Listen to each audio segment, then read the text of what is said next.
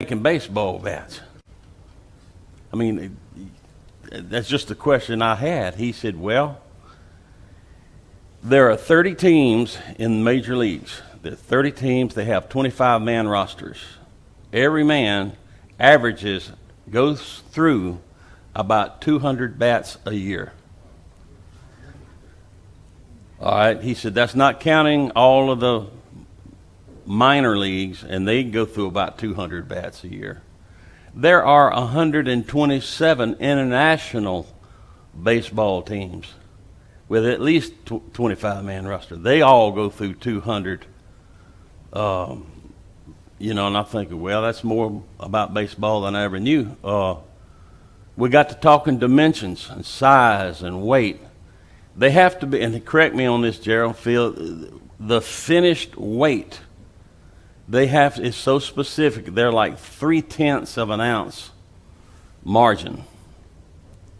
That's with finish, paint, tape,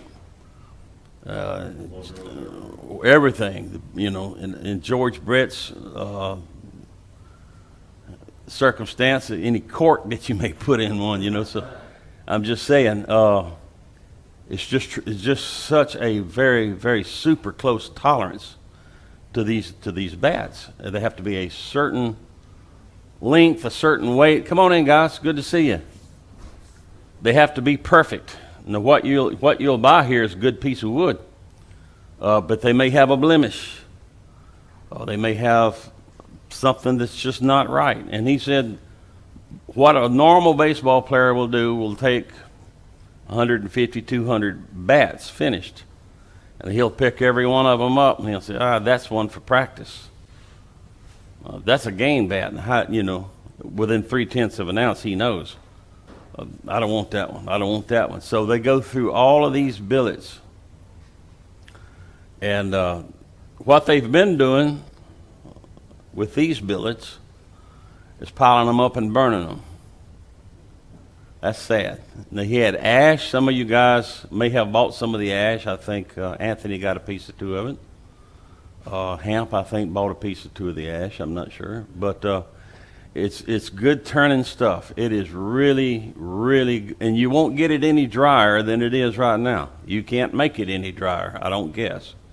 They go through a kiln process. He had 2 kilns there. I don't know what the cycle length is. Is it 2 days or 10 hours? I don't know what that length is.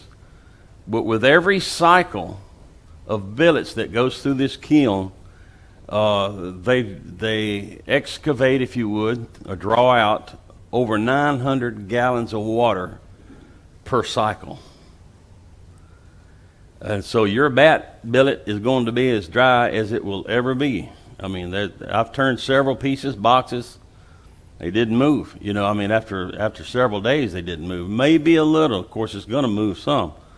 But they were 2, for lack of a word, condensers on the outside, and they were running like a creek. I mean, you could hear the water just coming out of them. It was amazing. He probably had, Phil, 15 to 20 pumps that he had burned out off on the side that they have to just constantly rebuilding. He went into why did they use, I always thought they used hickory. I don't know why. I just not being that big of a baseball aficionado. They like maple. The reason being, if it does and when it does break, it doesn't explode like ash does. Ash, just shards go everywhere with an ash bat. And then there's the grain, and he got into all of that, and I don't want to bore you with that. But it was a tremendous trip. Phil, have you got that list handy? Yeah. We, on the way back, we got to, it was a 5-hour trip up, an hour at the Blue Mew restaurant, which was good, and then a 5-hour trip back, so we had plenty of time to talk. We talked about some of y'all, actually, but the weight of that pallet he loaded in the back of my truck was just a few pounds under 1,800 pounds. Yeah. I mean, it was. That's why we had the bigger truck.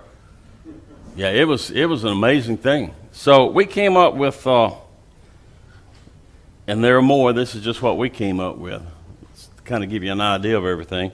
Tool handles, obviously, screwdrivers and turning tools, and things like ice cream scoops, cheese slicers, pigtails, which Phil has some over on the table, pepper grinders, boxes, eggs, miniature bats. I found out yesterday that chefs, pardon me, use this thing in their kitchen called a muddler. Anybody ever heard of that? Never heard of that. Muddler. They sell for about $35 on the internet. I checked them out. So you can make muddlers. Eggs, bats, textured forms, like Rick Cannon had. We saw some of that. Bud vases, gonks. Phil's got a gonk over there. He's the gonk meister these days and doing a great job. Goblets, mallets, rolling pins. That's what we're going to do today. Lynn was supposed to turn the rolling pin, but you're going to have to deal with me today, and I hope I do a good job. Tops, Christmas ornaments, pen blanks. You can easily break these down and embellish. The wood turns good. It burns good. It carves good. It sands good. It's just a good deal, and you're not going to be able to find that kind of timber in this area for the price that we're selling it. We've checked, and it's just not there. So finials, pendants, and anything else you can come up with. But that's just some of the things that we were able to do. It's $2 a linear foot. Isn't that correct? Is that correct? And just lay it out, and we've got a room full. And if we run out, we'll go back later on and get another load. But we just lay it out end to end, and we'll measure it, and that's what you pay. So, any questions about that? All right, next month. I'm sorry. Go ahead. They're all stacked up in here, so anybody that's interested, let Gerald, Ryan know, or Joe, or any of us, and we'll just measure out. We can't lay them out, just measure, get a rounded up or rounded down number for how many feet you have. But they're all. From what I can tell, there's not a real standard, to say this is the perfect rolling pin, because they're kind of personal. I've seen rolling pins that were no more than a half-inch dial. Okay? Some of them are 20 inches long. Some of them are 14, and all in between. They can be anywhere from inch and a half, inch and 3/4, and some of the heavier ones are 2 inches. They use them for rolling out dough, making pasta, making pies, making cakes, whatever, biscuits or whatever. The only difference I can really see in rolling pins is the French rolling pin versus the traditional rolling pin, or the English rolling pin, if you would. The English rolling pin is what you're used to seeing a lot. It's got handles in the end, and a lot of them put ball bearings in them, where they'll roll good. Those are rolling pins for sure. But the French rolling pin has no such item. It's tapered, and we're going to talk about the taper when we get to it. But it all depends on who wants to use it. Those who make a lot of pies, they'll roll out their pie crust on a small pin, on a small roller. They'll roll it up where they can lay it back out over the pie. It's easier to handle the dough. Those who make bread, they like the bigger. There's just absolutely no real standard on rolling pins. Who knew? And it varies by country.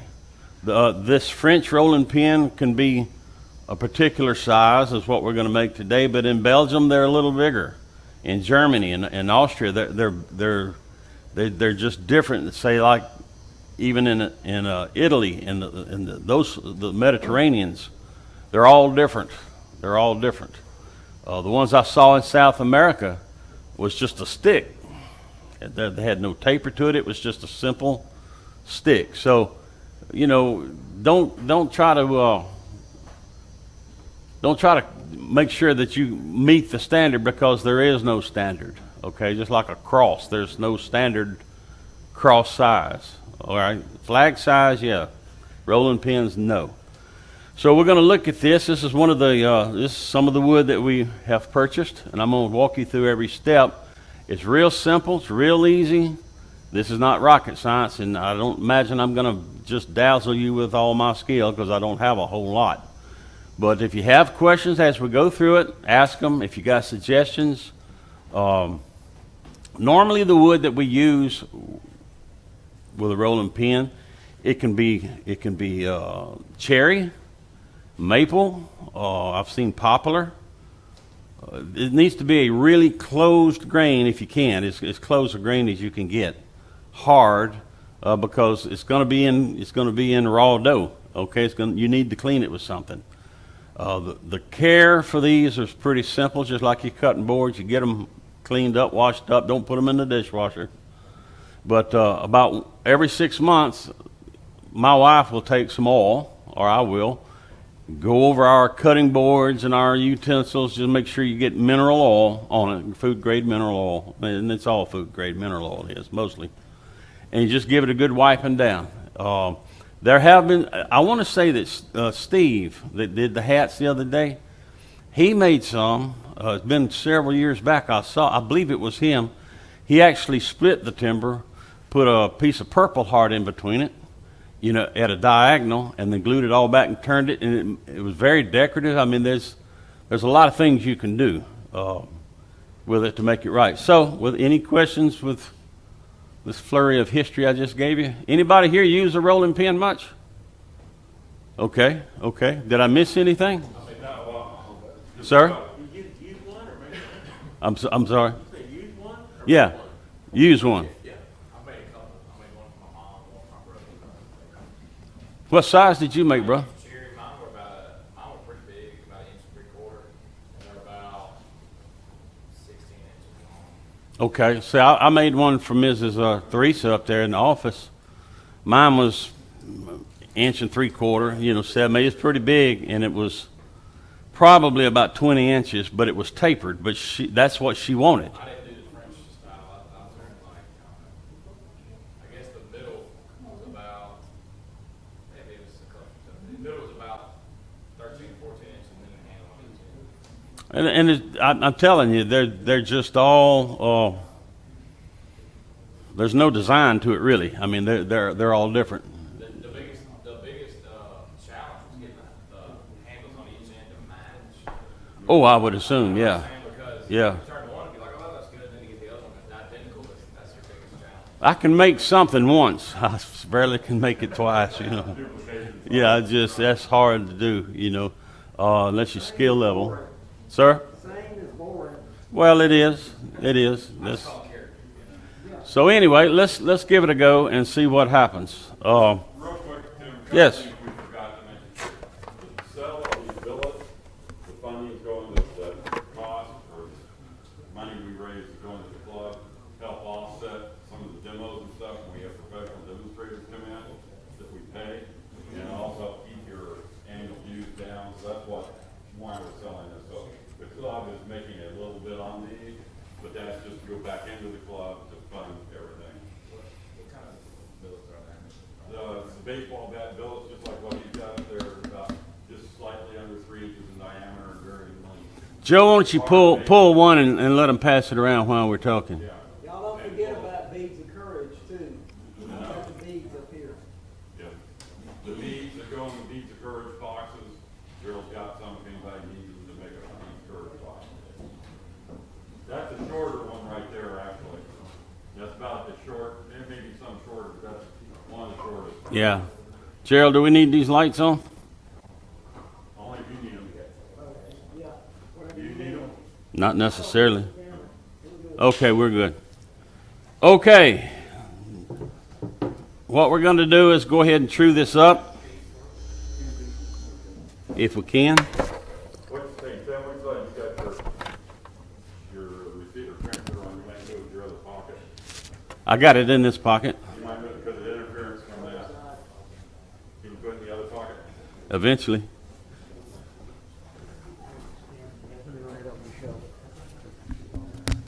Whoops. I took everything. There you go.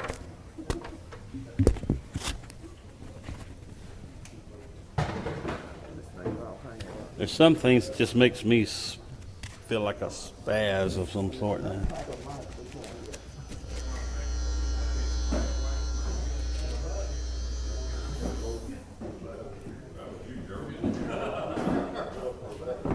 All right, are we still on? Personality, Gerald. Are we still good? All right, here we go. We try to find the center on the end of this billet. I didn't have my center finder with me today, so we just sort of put the Jimmy Clues method on it, and it's not totally accurate, but that's okay. I got to cut it down anyway. So with that, make sure everything's locked in. That's one thing we don't really talk a lot about is safety, but we need to remember this thing is a projectile, you know, and my friend across the street who is getting into wood turning now, he came over to the house the other day, and he's got a little Mini. I said, Roy, how's it going? He said, I'm having a ball. And I looked at his lower lip. I'm thinking, well, I guess the old lady got tired of you smacking off to her, and she busted you one. He stood around for, I wasn't going to ask, you know, I've seen a busted lip before. He said, are you wondering? I said, what, Roy? He said, my lathe got mad at me the other day. I said, what are you getting at? He said, you know that piece of wood flew off there and hit me dead in the mouth. I said, well, it's a good thing you had your face shield on that I gave you. He said, I'll be wearing it from now on, so, you know, maybe he'll remember. I hope so. Let's give it a go here. Tim, Sir? the guy in the wall, Steve Crawford, that lost the bowl on the lady. The last time I heard he was in intensive care. No, my wife works in ICU. Okay, she's a nurse practitioner up there at UNC. Yeah, she told me about it. She Have you said, heard anything? I heard it was bad. I think he, I don't know how much information I can give or not give, HIPAA laws, but I think it's pretty serious. I don't know if he's okay or not okay, whatever, but I know it's pretty bad. Well, this is a dangerous sport. You know, it's not like rodeoing, but it can be. You know, it's just a matter of time. So, all right. By the way, a lot of us will put on our face shield. That ain't gonna work, okay? Unless it falls out of the ceiling, and I'm bad to do it. And if for those of you who may be snuff dippers and chewing tobacco, guys, just remember you got it on.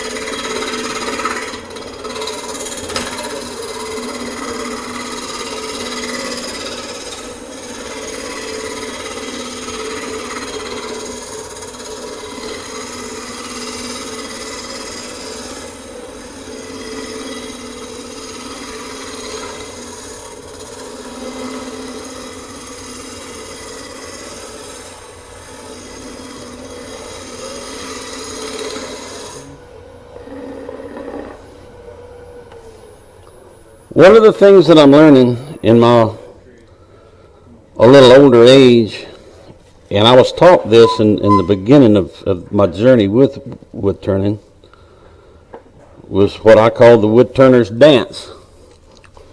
And I was bad to do the old golf swing. This is not playing golf. But I have a sciatic nerve. Anybody know what I'm talking about a sciatic nerve? I found that if I do this like I was taught in the beginning, it keeps that sciatic nerve from firing up, because if it fires up, then I'm out of the shop. I can't stand. So for those who are kind of new at turning, you may want to learn that. It's a balance. You're rocking back and forth with it. So I know that was interesting news. It doesn't take a lot to impress me these days.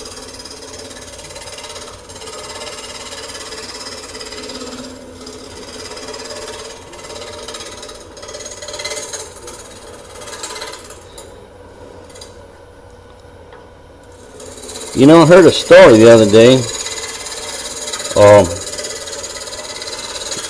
That kind of came home to me. being that I've had COVID, my prayer life increased greatly. And so I was reading a story about a man who's up in the national forest, and he was atheist. Just didn't believe in God, not at all. All of a sudden, a grizzly bear came out of the woods, and he said, "Oh my God, now what?" Well, everything stopped. The bear stopped. Time froze. The Lord spoke to him and said, "Now all of this time, you've denied me. You wouldn't even talk to me." He said, "So now what?" The guy said, "Well, Lord, I'm not going to be a hypocrite." He said, "I'm not going to do that. But if you can make the grizzly bear a Christian, that would help me out greatly." He said, "Sure." So the bear ran right up to him and got down on his knees. He said, "Lord, I thank you for the meal that I'm about to receive."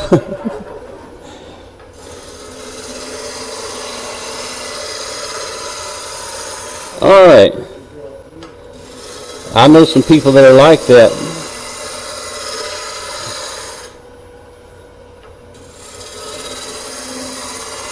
All right, what we're looking for here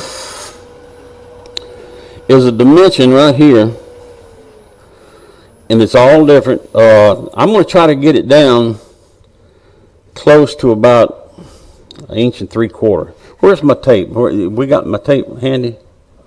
Yeah, Joe. Thank you, sir. So what I normally do is take my caliper and make sure that it just kind of gives me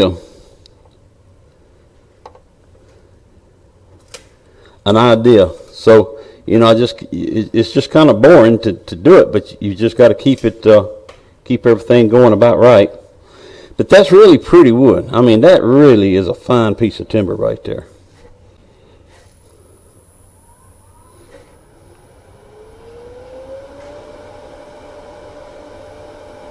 How many of you turn real fast? Herman, Brother Buddy, Phil. Nobody turns any faster than Randy knew, but I'm learning. If it's safe and locked up like that, I'll take my speed up a pretty good bit. I'm running about 1200 right now, which is not real fast.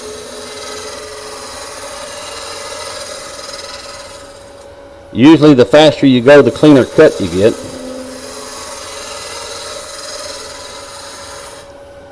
And if that's the case, really, Randy New shouldn't never use any sandpaper. That guy.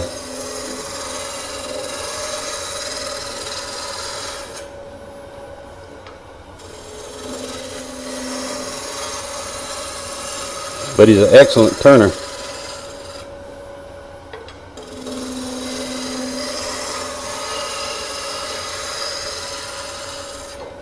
For those of y'all don't know Randy, he's a farmer up there in the Delta. And he was doing a demo one time at Michael Frazier's house. Michael's shop is museum quality. I mean, he doesn't let dust or anything settle. Randy was turning a big piece of wood, and he slung out a worm. One of those big ones. He put worm guts from one end of the ceiling all the way across. Michael, trying to wound up painting his whole ceiling because of the bug guts. So, that being said, if Randy turns at your house, you provide the wood, make sure there's no big worm in it, because he's going to sling it out. There's not a lot to this, really.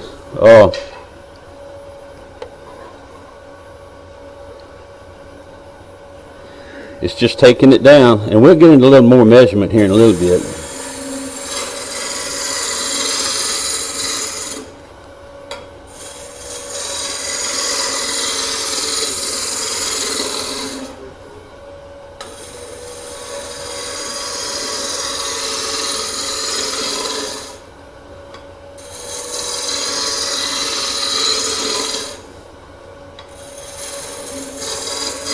And there's probably an easier way to do it.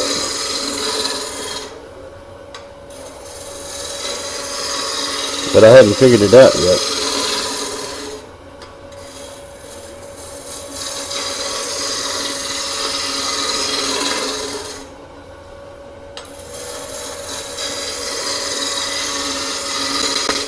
Last time Rick Cannon was with us and doing investments, and it was a wonderful class. How many of y'all enjoyed that class? Y'all enjoyed the class? We may have him back next year, maybe. But Phil and I made the observations, mostly Phil. He brought it to my attention. People like to see wood chips fly. So, if that's the case, I guess y'all about drunk by now with all of this.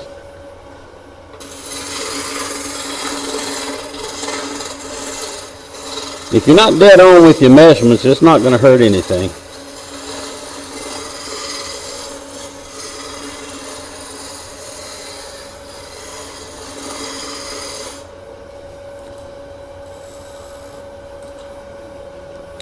When you're turning spindle work, or anything else for that matter, I remember this from shop class years ago. A lot of people look directly at the wood. Where you really should be looking is this top profile right here. This is going to tell you what it's doing, okay? I guess everybody's having a ball. I have stunned you into silence, I can see.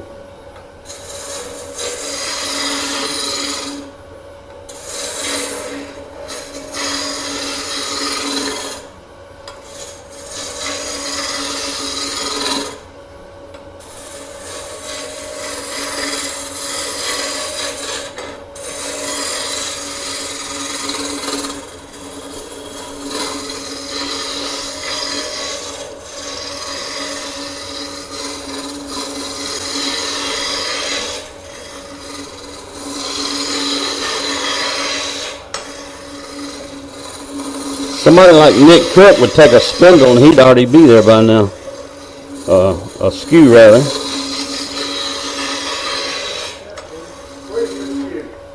Where's what?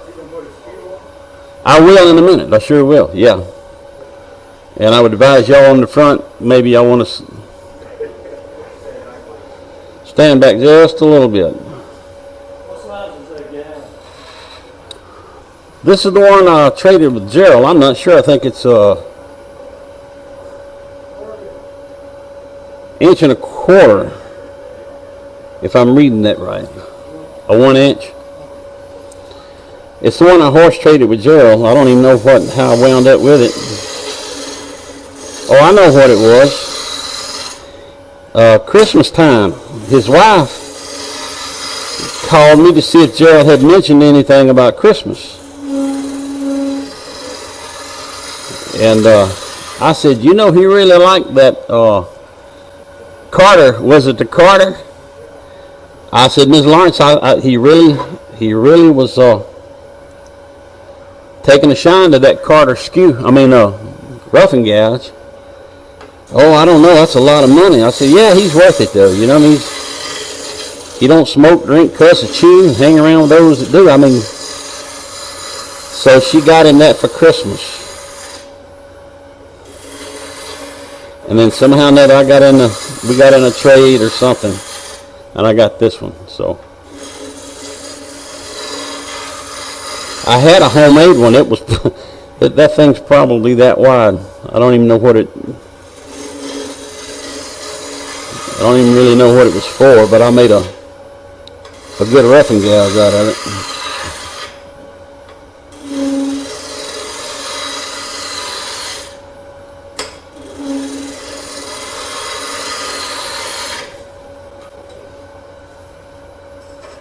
We might want to talk about how you're holding it against your side.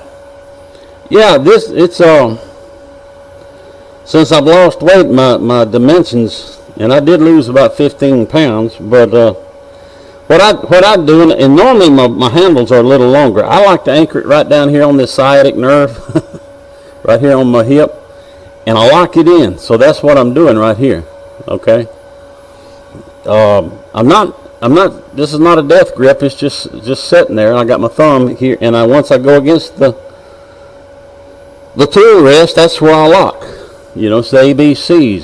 That's what I learned. In fact, Sammy showed me that in the early days. You know, you anchor, bevel, and cut, ABC. And that way you get a consistent cut all the way across, always. My friend Roy, he's all out here and trying to get, and I'm thinking, well, anyway, he's a good fella. And he's learning, and he's starting to do some good work. He's really proud of it. And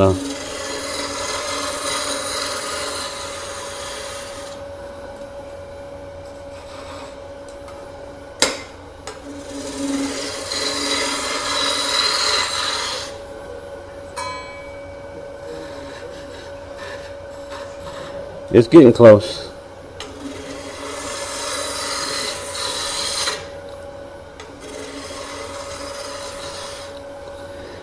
The center of this thing is going to have a little rise in it anyway, so I don't really worry too much about it. You got to take it down anyway. It's going to be elliptical. In other words, it's going to rise and fall. That's an exaggerated view of it, but it's going to be thicker in the middle and then taper off. So I don't worry too much about it right in here, because I've got to shave it down, you know, and work with it a little bit anyway. But, you know, just for the kicks and giggles, we'll get it about where we need it.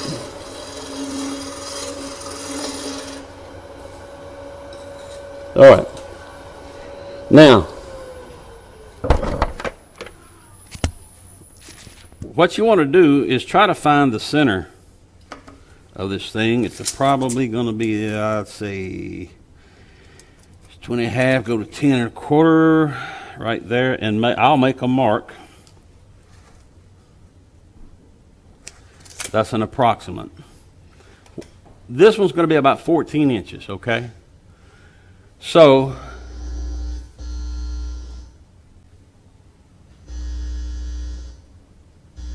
how about that?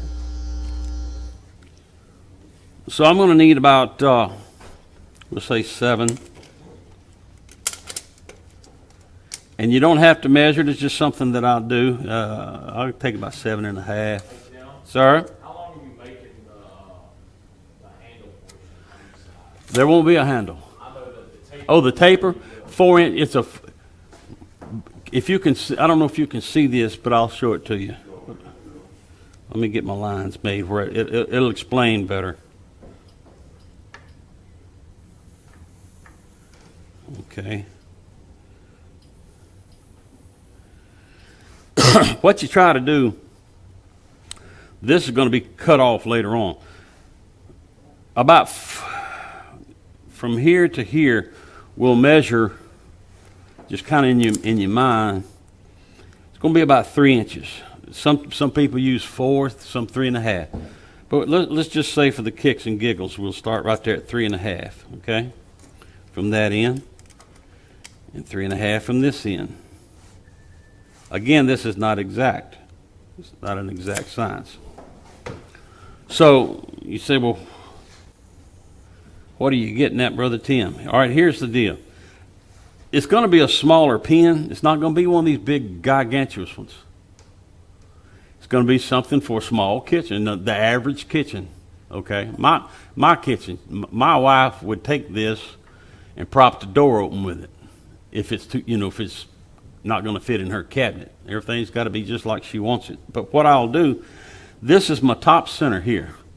I'll start shaving it down. When I get to about here, I'm going to start dropping it.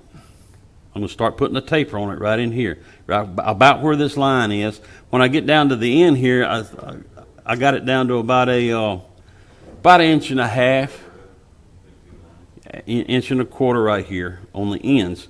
Then when I get it down to here, what I'll do is it'll block out, obviously. I'll take it to the bandsaw, saw that off, and then sand the end of it off. So there's not a whole lot to it. I don't even think I brought a parting tool. We may have one, but anyway, I'll get it down to the size that I need it. Does that make sense to everybody? It's a simple taper. Is all it is. That's all it is. That's all it is. The skew work comes in a little later. And I don't use a skew as much as I need to. That's on me. But Now we can start working on this end here. And we got a 32 and a 2 mile. Okay, I'm probably going to need it in a little bit. Don Rich is in the back and one of the best guys with the skew I've ever been around, and there are others here. And what he taught me to do, I sharpen this a certain way. It's convex. In other words, it doesn't. If I put this on a wheel, it's going to make the profile like this. You don't want it like this. I don't. I want mine like this, convex. If I got that right, concave is like this, convex is like this. So you can see the profile, and I'll actually take a marker at my house. I don't have one here. I'll come about 2/3 down on either end, depending on which. Normally I run it like this. So I'll make a mark right here. And that's going to be my cut line, because if I get any higher with it, it'll dig. If I get any lower with it, it'll dig. Now, that might be old news to you guys. But that's where I'm at, and there's no guarantee that I'm not going to do it now. I have to raise my tool rest a little bit. That's one of the things I had to learn. You don't use it unless you're scraping. To do a peel cut, you've got to be above center a little bit. You've just got to be. And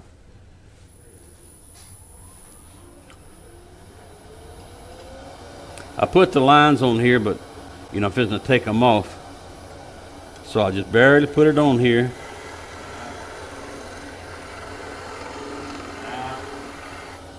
Thank you.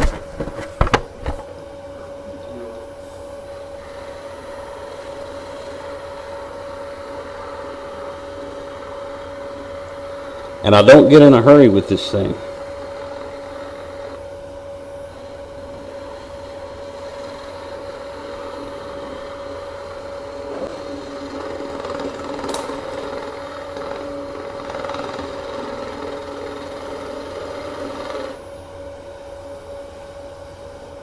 It's really just cleaning it up. I mean, like I said, somebody with a good skill set with a skew would have already been through with this thing probably.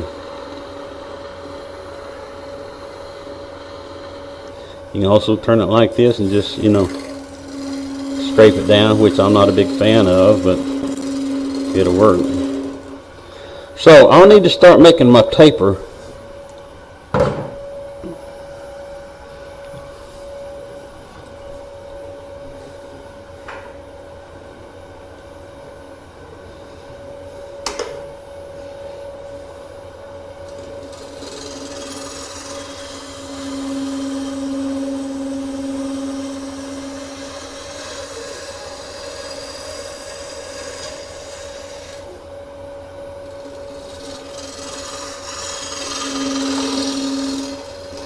Try not to take any off of the top, out of the middle rather.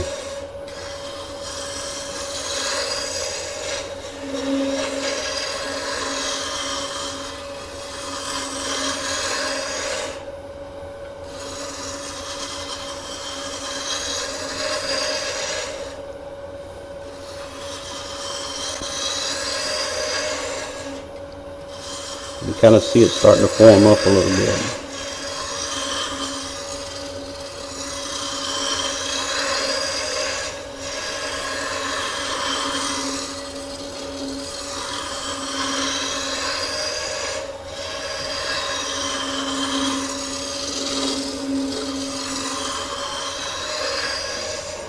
You can learn a lot when you watch other people that know what they're doing, so don't expect much today.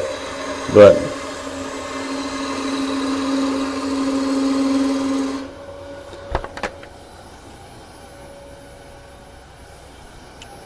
all right, so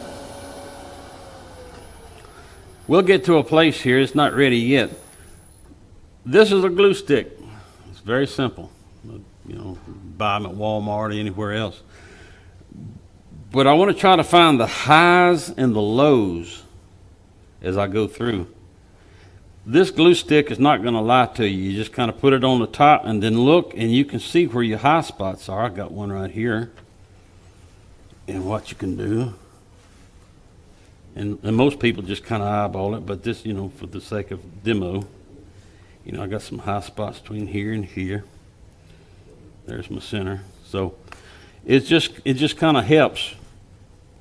Most people would do it from one end to the other. I'm not as skilled to do that just yet. So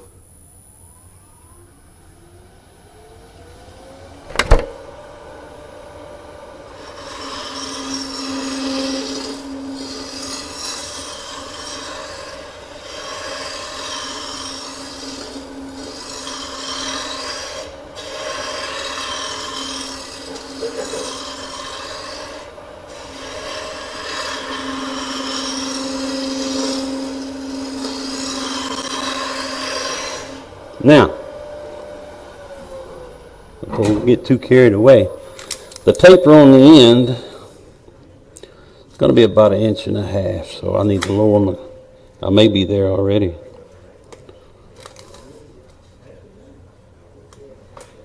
Is this boring y'all to pieces? You never know. Sometimes when I do certain projects for demos, and I don't do a lot of demos, I'm not good at it, but I think, all right, gentlemen, we're going to watch this second coat of paint dry, so pay it, it can be kind of dull. 1.5 inches is what I'm looking for, so I'm past that, so that's all right. So what I'll do, again, it's not an exact science. I'm going to leave this alone, and I'm going to try to get this end close. And you can finish them, we'll get to it in a little bit. I'm not going to sand today out of respect for y'all.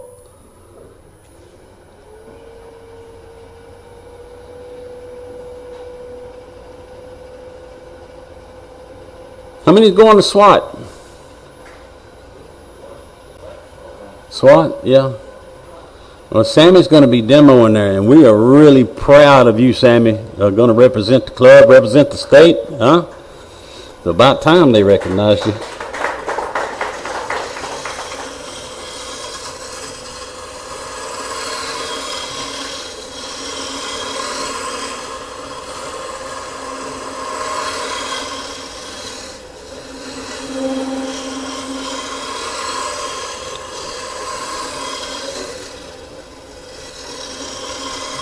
People like Sammy, and he don't like for people to talk about him, but I'm just telling you the truth.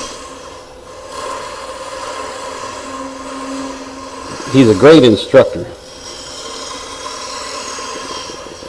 And what irritates me about Sammy, he's one of these overnight successes. Just literally just... How long you been turning, Sam?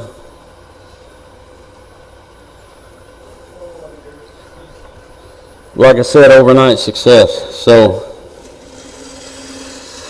we're really proud of him.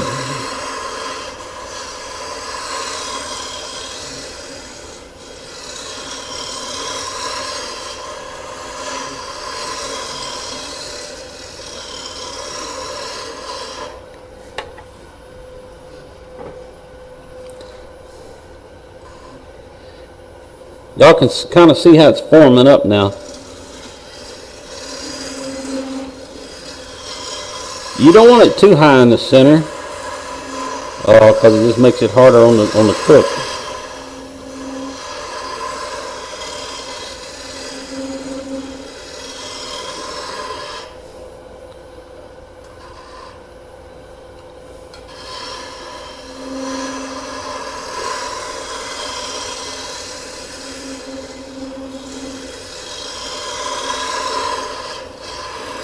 If you wanted to get real technical with it, you could measure this off in sections by inch and then match them, but I'm just not that proficient.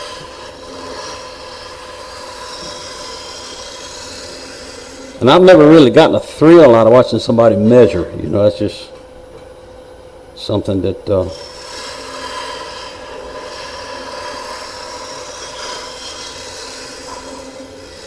I'll come back with my skew and clean this up. As I come to the center, I'll just lighten up on the cut.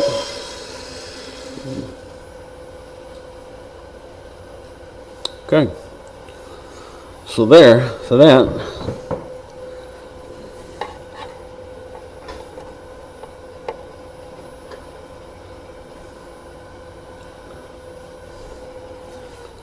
Where'd my stick go? I should be close. It's a little high right here. But I'm going to put the skew on it here in a minute.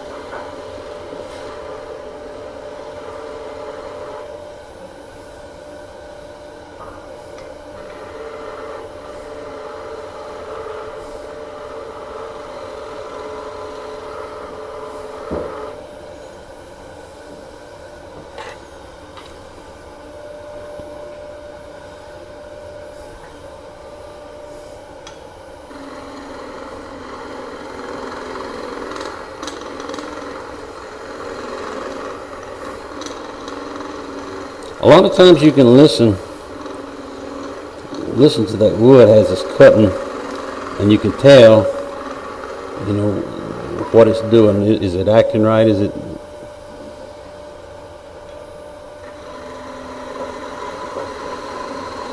And you can look at the curl.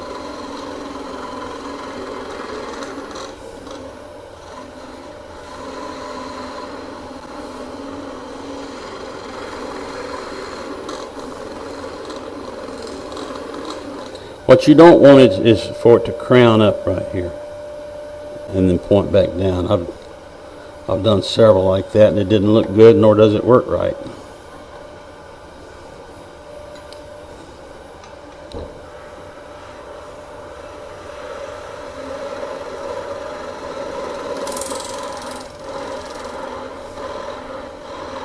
Starting to peel off a little bit.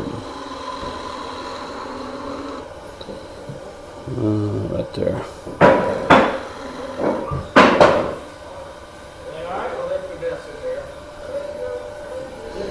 Yeah, but you scared the demo guy. I thought I'd done something wrong here. Big rat. Sir, It's about 10:30. I'm through. 35. Yeah, When you get to a stop point, I'm there. set up. Yes, I'm fixing to do that. I'm through, actually. All right, so when you get to this place here,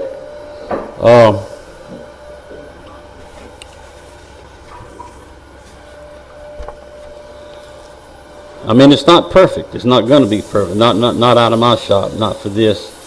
You just keep working it down, and like I said, I got some rough spots, but for the sake of time, I'm not gonna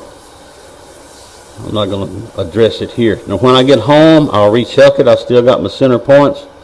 I'll turn this down, just straight across, and then I'll sand it out. You know, cut it off. I'll turn it down a little bit, and then I'll take it to the bandsaw, cut it off, and then I'll just hand sand that out. So it's not perfect. You know, do you use a fixture or anything when you cut those off? Because it's being round. Yes, actually, I've got a little jig, because if cutting something around on my bandsaw hasn't always proved to be too good of an idea. So I just got a fixture or a jig, if you would, and I can, and I keep a little back pressure on it as I go through, just to make sure it cuts off.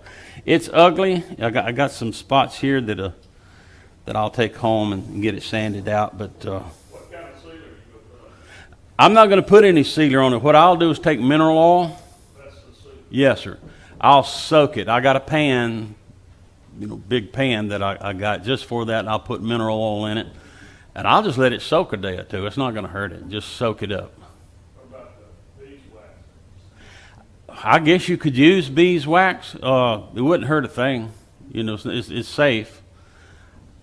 It's utilitarian. In other words, it's going to be used. And probably put the beeswax on it to give it a little shine, so that it'll sell, you know.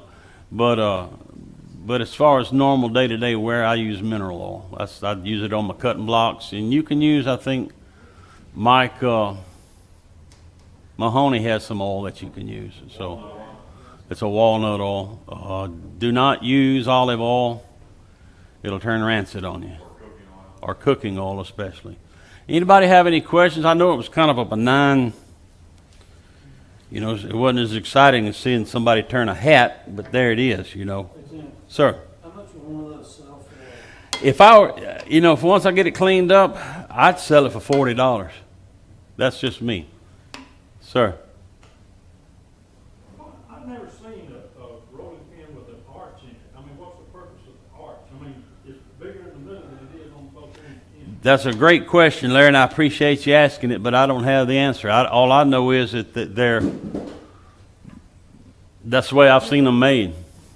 Does anybody know? The shell, As I understand it, it's made for rolling out pastries and things. It's supposed to be tapered down, so you're rolling it How are you out gonna keep here. it straight when you're rolling? I mean, you don't, it's on. You roll it on this, you use the side of the pin. Is that- You don't is use the that- middle of the pin. You use the side of the pin. Oh, so that's like NASCAR, huh? as you roll it, with the big thick part in the middle, as you roll it, it pushes the dough out this way. And levels itself out. And Fix levels itself itself out. out, yeah. And then you kind of tilt it over this way and have to level it up. But because it's big in the middle and you push it this way, it pushes the dough down in the middle, Squeezes out. out this way. Okay, there you go. Tim, I noticed you cut that hill with your skew. That's called the French style rolling pin. Yeah, I knew that. One style. You have to ask the French, who knows? And being that I'm Scott-Irish, I have no answer for you. I have found that even with the skew, you get a better cut going downhill than you will up. And Tim cut a little uphill. I did cut uphill, and here's why. Because I hadn't used a skew in over a year. And it's just, you get used to doing one thing one way. And a skew is something that I really need to practice on. I need some instruction on, or Don Rich has helped me more this past year than anything. But if y'all want to go ahead, any more questions? I hope you enjoyed this. I mean, it wasn't exactly rocket science, but Find customers that pay $40 today. same place I find them that buy my muddlers and they buy my pepper grinders. It's a niche, let me say that, okay? You're going to have to go somewhere, the Arts and Crafts Fair, you're probably not going to sell a lot of them. But if you go to a place like the Yacht Club will probably, when we go to work at the Yacht Club this year, if we get to go over there, it's a different clientele. I don't know what, you know, they got more money and they don't care. You know, I mean, it's a different client. I'm just being honest and transparent about it. My Christmas ornaments, I could go to the Yacht Club, maybe not, you know. So you're setting up a booth somewhere, more or less. More or less, and I've got an advantage that a lot of people don't have. I'm a traveling minister, okay, and they get to know me, and I tell them, well, go look. I don't sell nothing when I'm in the pulpit. That's just me. That's just where I'm at. I'm not there to sell. I'm not going to sell. But no, I ain't selling it. I'm trying to give it away, and folks still won't take it. So, but you know, but that's just, you know, I'm just being honest about it. So they said, aren't you the wood turning preacher? Yeah. Well, go to the Facebook. You know, I sell a lot of stuff on Facebook, and once they learn that you do this, then people will call you. I don't sell a lot of them. I'll be honest. I give away most. I'm like you. I give away as much as I sell. Any more questions? Any questions at all? Let's take a break, and Pastor, if you'll come on.